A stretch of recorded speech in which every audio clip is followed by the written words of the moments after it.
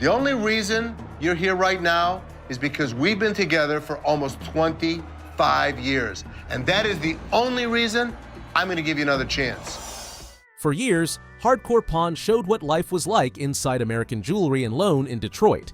The show followed Les Gold, his family, and their daily work buying from and selling to all kinds of people.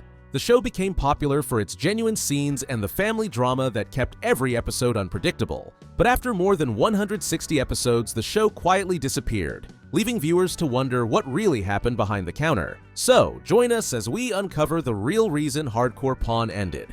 Are you kidding me? I've been running this store for years. What's wrong with you? Do you not understand? My brother wants to run the store one way. My dad wants to run the store another way. I know the right way to do it, Seth. And you're president of the company, blah, blah, blah. Zero all this other communication.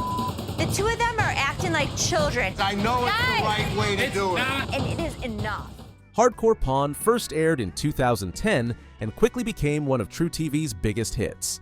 From the first episode, it pulled viewers into the fast-paced world of Detroit's American Jewelry and Loan inside the shop, each day mixed business and human emotion.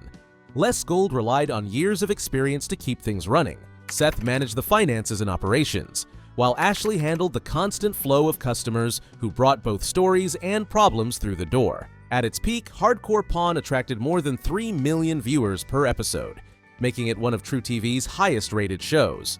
The success led to comparisons with other pawn-based programs, but it stood out for its gritty realism and unpredictable scenes. For 9 seasons, it delivered authentic content that kept fans hooked.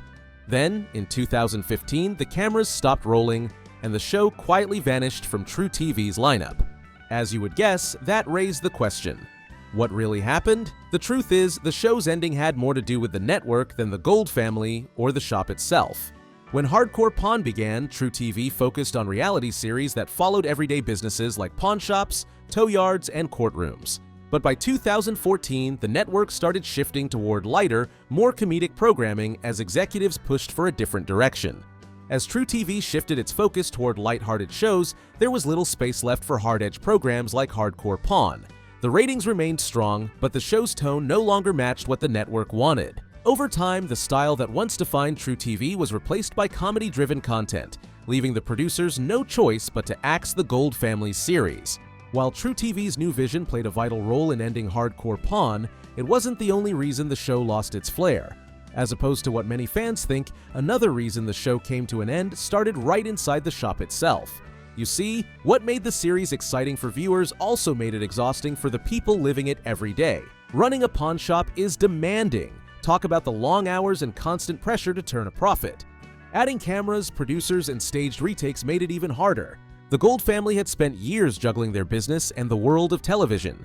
Every argument that happened on screen didn't just end when the cameras stopped rolling, it started causing strain in their personal lives. For Les, Seth, and Ashley, the lines between family and business began to blur. What had once been fun and exciting now felt like work that never stopped. However, the Gold family continued to pull through until 2016, when Ashley decided to step away from both the pawn shop and the series. In several interviews, she explained that she wanted to focus on her own career and spend more time with her family. Ashley later launched her own online jewelry business, Pawn Chick Shopping, showing that she still loved the trade, just not the constant spotlight and drama that came with it. Her exit marked a turning point. The show had always been built on the dynamic between the 3 Golds: Les, the experienced father; Seth, the sharp negotiator; and Ashley, the strong-willed voice of reason. Without that chemistry, the balance that kept the show interesting started to fade. While Les and Seth kept the pawn shop running, it was clear that something had changed. Behind the scenes, the creative team also began to struggle. After 9 seasons and more than 160 episodes, it became harder to keep things new. Most episodes followed the same pattern. Someone brought in an item, a deal unfolded, tempers rose, and it ended with either profit or loss. After a while, even loyal fans noticed the repetition. Producers tried introducing new ideas, but the limits of a real pawn shop made that tough. There were only so many ways to film negotiations before it started to feel familiar. By the time the 9th season wrapped, the format had reached its peak. The crew had filmed hundreds of hours inside the same building, often working 6 days a week. Even the customers who came in started to recognize how the show operated. Some tried to exaggerate their behavior just to get on camera, while others refused to appear at all. What had started as real moments of daily life now felt increasingly staged. When production finally slowed, there was no big announcement or farewell episode. truTV just chose not to bring the show back. Fans kept checking for updates and hoping for a return that never happened. And after the show had wrapped up, the Gold family went back to doing what they had always done, running American Jewelry and Loan. The business continued to thrive in Detroit, still one of the largest pawn shops in the country. Without the cameras, they were able to return to a normal routine, dealing with customers off-screen and focusing on their work. Les Gold continued to write and speak about his experiences, while Seth expanded their reach through online sales and marketing. However, Ashley Gold wasn't the only familiar face to leave the series. Rich Pyle, the longtime employee who often handled the shop's toughest moments, also stepped away. His exit caught fans' attention, and many couldn't help but link his departure to the show's decline. Unlike many other cast members on the show, Rich started working at American Jewelry and Loan long before cameras ever entered the building.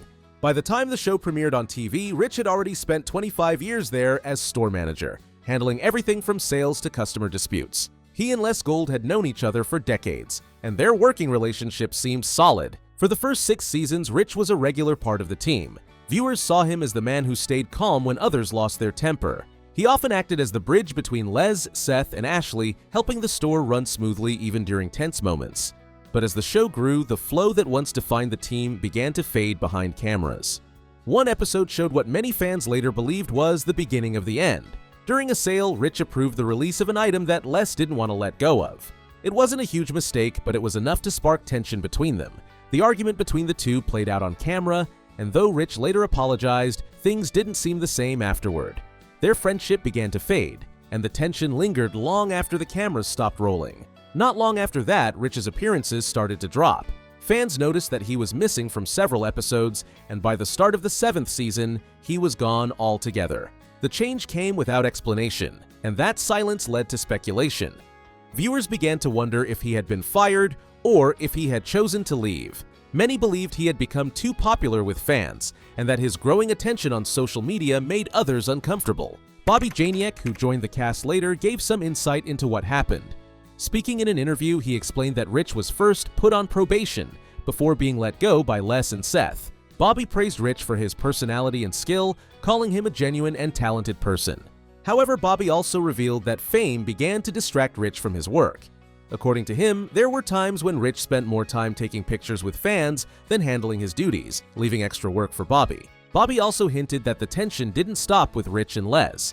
He said social media made things worse, claiming that Rich's wife began posting rude comments about him online. It got so bad that Les and Seth had to step in and put an end to it. While Bobby didn't go into details concerning this, he made it clear that the situation had grown uncomfortable for everyone involved. Despite all of this, Bobby said there was more to the story than fans knew. He refused to reveal everything, saying only that people wouldn't be able to guess the grand finale of what really happened. His choice to stay quiet only fueled more theories among fans, who believed something bigger had gone on behind closed doors. Even with the speculation, Rich himself never shared much about his departure. He didn't lash out or blame anyone publicly. Instead, he moved on to other projects and tried to leave the show in the past. In later interviews, he said that leaving American Jewelry and Loan gave him a chance to rebuild his life outside of television. Today, Rich is working on a clothing brand called RPM Gear, which he co-founded with a close friend. The line focuses on automotive-inspired apparel, reflecting his lifelong connection to Detroit's car culture. He's also appeared in several local events, interviews, and podcasts where he's talked about moving forward and starting fresh. Leaving the pawn shop after 25 years was no small change. It meant walking away from both a career and a city institution. But by all appearances, Rich has adjusted well. He continues to live in Michigan and remains active in the community. His friendly nature, which made him a favorite on Hardcore Pawn, still defines how people see him today. Looking back, Rich's exit marked a turning point for the show. His absence changed the rhythm inside American Jewelry and Loan. Bobby began appearing more often, filling the space Rich had left, but for many fans, the atmosphere felt different. Rich had been part of the foundation, and without him, the show lost something that viewers could feel. While it may not have been the deciding factor, Rich's exit probably added to the reasons the show was eventually canceled. Having said that, let's find out how the series started. Although the series premiered in 2010, the story of Hardcore Pawn began long before any cameras showed up. In 1978, Les Gold opened American Jewelry and Loan in the Detroit suburb of Oak Park. He came from a family that had worked in pawnbroking for generations. His grandfather owned a small pawn shop on Michigan Avenue, and Les grew up watching how the business worked. He learned early that success depended on fairness and patience. In the beginning, Les handled almost everything himself. He bought, sold, and dealt with customers day after day, slowly building trust in the community. When Detroit faced hard economic years, his pawn shop became a place where people could get help when banks turned them away. By the early 1990s, Les decided the store needed a bigger space, so he moved it to 8 Mile Road, where it still stands today. As expected, the new location gave him more visibility and drew a wider range of customers. For years, American Jewelry and Loan was only known locally, but that changed in the late 2000s when reality television became a thing. Shows about real people in unusual jobs were pulling in big audiences. When producers began looking for a pawn shop that felt different from the ones already on TV, Detroit stood out. The mix of unpredictable deals and family tension made the Golds a perfect choice for television. In 2009, producers from RDFUSA approached Les about filming a pilot. They wanted to capture what daily life was like inside a busy pawn shop. Les agreed, believing it would show the reality of his business. The pilot episode showed the arguments and emotional moments that happened every day inside the store. The pilot impressed truTV enough for the network to order a full season. When it officially premiered, it became an instant hit. More than 2 million people tuned in for the first episode, making it one of truTV's biggest debuts. The show stood out for its authenticity. Every day brought new faces and stories into the shop. Some people came in hoping to pawn something valuable to cover their bills, while others arrived eager to make a quick profit. The family chemistry quickly became part of the show's identity. They disagreed often, argued loudly, but always found a way to keep the business moving. Their constant push and pull kept the show alive. Detroit itself gave the show a unique backdrop. The city was still recovering from years of financial trouble, and American Jewelry and Loan reflected that reality. The people who walked in weren't actors or celebrities. They were locals trying to get through hard times. Some came in to pawn jewelry, others brought tools, instruments, or collectibles. Every customer had a story, and that's what made the show compelling to watch. As the show's popularity grew, truTV promoted it to one of its main programs. The Gold family became well known, appearing on talk shows and at public events. The shop turned into a tourist spot, with fans visiting from around the country to see it in person. Behind the scenes, filming wasn't easy. The store stayed open during production, which meant customers and employees had to go about their business with cameras around them. Producers wanted to capture real interactions, but they also needed enough footage to build episodes that made sense. The Golds later said that nothing was scripted, those scenes were often edited to highlight key moments. By its third season, Hardcore Pawn had become truTV's highest-rated show. It gave viewers a close look at how a pawn shop really operated and showed both the good and bad sides of running a family business. By the final season, Hardcore Pawn had done more than entertain. It had changed how people viewed the pawn industry and brought national attention to a Detroit business that had been operating for decades. Basically, the show began with one family, a city full of stories, and a business built on trust. Over time, it grew into one of the most recognized reality shows on television. Its success came from the same place that kept the shop alive all those years: hard work, tough choices, and a connection to ordinary people trying to make it through each day. It's been close to a decade since Hardcore Pawn stopped airing, so let's roll back the tides on some memorable moments on the show. One of the most unforgettable moments on Hardcore Pawn happened in Season 1, Episode 3, when a furious customer stormed into American Jewelry and Loan, demanding money for a pawned item she believed was worth more. The argument escalated fast, with shouting, finger-pointing, and security stepping in to remove her from the building. The scene captured the emotion and unpredictability of the pawn business. It also became one of the most replayed clips of the show, proving why fans tuned in every week to see how the Golds handled people on the edge. In another bizarre episode, the staff discovered a man hiding inside a refrigerator in the back of the shop. He had sneaked in after closing time, trying to avoid being caught after closing hours security was called, and the team had to handle the situation carefully. The incident left everyone shocked, but also reminded viewers that this was a real pawn shop, not a set. The episode became famous among fans and was often cited as proof that nothing in Hardcore Pawn was too strange to be true. Another memorable moment on the show was when retired Detroit Red Wings player Darren McCarty appeared in Season 9, Episode 5. McCarty came in carrying an alligator skin, looking to pawn it for quick cash. Les and Seth were surprised to see him walk through the door. The conversation soon turned friendly, and they joked about him joining the team as an employee. The episode stood out because it connected the city's sports pride with the shop's everyday business, showing how even local icons could find their way to 8 Mile. In another memorable moment, a man brought in a baseball that he claimed was signed by Babe Ruth. Seth believed it was genuine and agreed to a $1,000 deposit while waiting for experts to confirm it. When the results came back, the signature was revealed to be fake. The look on Seth's face said it all. This moment stood out because it showed that even experienced dealers can be fooled by a convincing story. Also, during the store's 30th anniversary celebration, the Gold family invited loyal customers and friends to mark the milestone. What should have been a day of joy turned tense when an angry customer began shouting and threatening to blow up the shop over a deal gone wrong. The celebration quickly turned chaotic as staff rushed to calm the situation. In one of the later seasons, Les made one of his boldest business moves. A customer arrived with a Rolls-Royce asking for a massive loan against it.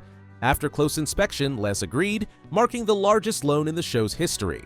The staff looked on nervously, knowing the risk was huge. The deal showed Les's fearless side and his belief that big risks could bring big rewards. The episode became one of the show's highlights, a reminder that after years in the business, Les still followed his instincts with confidence.